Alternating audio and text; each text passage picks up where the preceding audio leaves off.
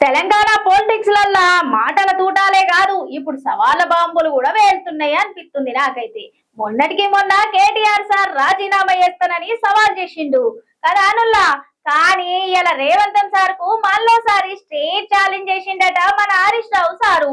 ఏమని ఛాలెంజ్ చేసిండు ఓసారి మనం కూడా తెలుసుకుందాం పండి. తెలంగాణలో రాజకీయం మరింతగా వేడెక్కుతుంది. ముఖ్యమంత్రి రేవంత్ సార్ కు మాజీ మంత్రి సిద్దిపేట ఎమ్మెల్యే హరీష్ రావు సారు గట్టిగానే అరుచుకున్నాడు.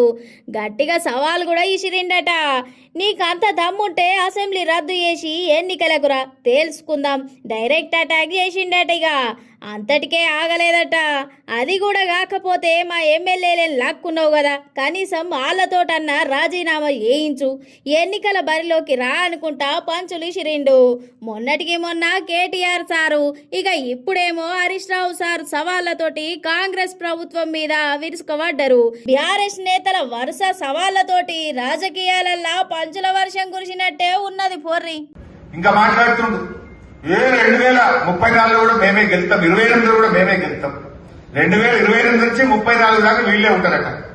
నీకు అంత ధైర్యం ఉంటే దమ్ముంటే అసెంబ్లీకి రద్దు చెయ్యి. అప్పటిదాకా ఎందుకు ఇప్పుడే తెలుసుకున్నప్ప. నువ్వు గెలుతానంత దమ్ములే కదా, నువ్వు పనిచేసినట్టు కాదు. నిజంగా నువ్వు పనిచేస్తే 2028 దాకా ఎందుకు ఇప్పుడే రాజీనామా చేద్దాం. పడి అందరం అసెంబ్లీ రద్దు చేయి, ప్రజలకు కూడా ఇవ్వడేదో ప్రజలే చేసి చెప్తారు. ఇప్పుడు నీకు లేదు, నువ్వు మా ఎమ్మెల్యేలను చూసుకున్నావు కదా, 9 మందినో 10 మందినో. దమ్ము ఉంటే గాలతో రాజీనామా పెట్టి ఎవరు గెలుస్తారో ఇప్పుడు ప్రజలకు పోయి చూసుకుందాంపా. ఇదో అదో ఏదో ఒకటి తెలుసుకుందాంపా.